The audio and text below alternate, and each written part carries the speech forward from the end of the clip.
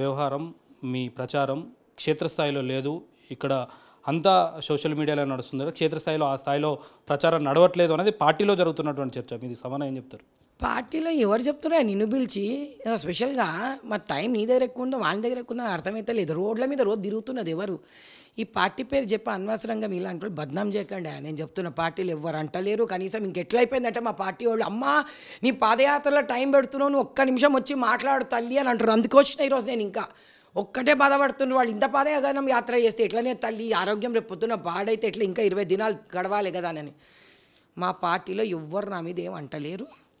చాలా మంచిగా ఉన్నాం, హ్యాపీగా ఉన్నాం. మేము వాళ్ళు చేసే పని వాళ్ళు చేసుకుంటూ పోతున్నారు, నేను చేసిన పని మేము చేసుకుంటూ పోతున్నాం. మా మధ్యలో ఐకమత్యంని చూడలేక ఇట్లా కళ్ళులో మంటలు కొడుతున్నాయి. పాదయాత్ర చేస్తున్నంటారు కదా, ఎలాంటి అంశాలు మీ దృష్టికి వస్తున్నాయి పాదయాత్రలో?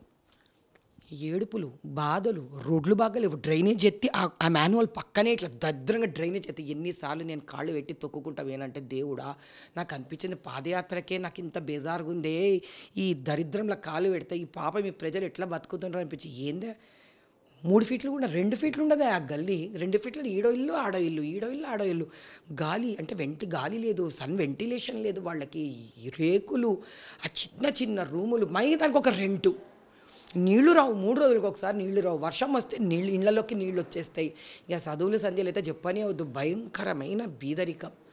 ఎంత పాపం వాళ్ళు చేసుకున్నారా, లేకపోతే వాళ్ళని ఆ దౌర్భాగ్య స్థితి వాళ్ళకి ఇచ్చిన రాజకీయ నాయకులు పాపాలు చేస్తున్నారా? ఇక భగవంతుడికే తెలియాలి స్వామి. నిజంగా ఇన్ని బాధలు ఇంత అసహ్యంగా నిజంగా నాకు ఈరోజు చెప్తున్నా, నేను చదువుకొని గట్టిగా నిలబడి మేము ఏమన్నా చేసి కానీ ఒక జీవిత స్థాయి మాది ఒక పైన ఉంది కదా. ఈరోజు నాకు నిజంగా చెప్తున్నా, నాకు బాధేస్తుంది. నేను ఆడ కూర్చున్న వీళ్ళందరూ ఇట్లా కూర్చున్నారే, ఇక్కడ ఇంత బాధపడుతున్నారే అని. ఇది న్యాయం కాదు, ఇది ధర్మం కాదు, ఇట్లా ఉండకూడదు. చాలా భయంకరమైన పరిస్థితులు. ఈరోజు 3.5 కిలోమీటర్ల నాలా దగ్గర నిలబడి కనీసం ఒక బయట ఇవ్వలేకపోయినానయ్యా. కానీ అదే నాలా కానుకొని బస్తీలు ఉన్నాయి ఆడ. ఎట్లా బతుకుతుండొచ్చు చెప్పా బిడ్డలు? ఆ లంగ్స్లో నిండా నైట్రోజన్ గ్యాస్. ఎంత భయంకరమైన నిజంగా. న్యాయం ఉండాలి కొంచెం. హైదరాబాద్ పార్లమెంట్ నియోజకవర్గంలో మీరు గెలిస్తే అక్కడ ఎలాంటి అభివృద్ధి చేయబోతున్నారో, అక్కడ ప్రజలకు ఇస్తున్నటువంటి హామీ ఏంది మీది? ముందు డ్రైనేజ్ సిస్టమ్, రోడ్లు. మా నరేంద్ర మోదీ గారు పక్కా ఇండ్లు ఇంకా ఎక్స్టెండ్ చేస్తున్నారు. ముందు పక్కా ఇండ్లు.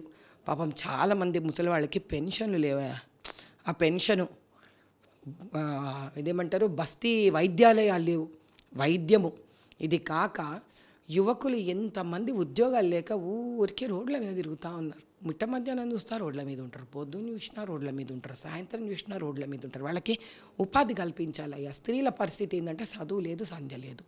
పిల్లలకి ఇంత ఏమైనా కొని తెచ్చుకుందామన్నా వాళ్ళ చేతిలో డబ్బులు ఆడవు. అందుకే విశ్వకర్మ యోజనాలు బాగా మొదలుపెట్టి, ముద్ర యోజనాలు మొదలుపెట్టి ఆడవాళ్ళ కాళ్ళ మీద నిలబడేటట్టు చేసి వాళ్ళు పోషించేటట్టు పరివారాన్ని చేసి పక్కా ఇండ్లు చేసి ఆ రోడ్లు బాగా చేసి డ్రైనేజీలు, వైద్యము, ఇవన్నీ 1, 2 అయితే చెప్పచ్చు. అన్ని సబ్జెక్ట్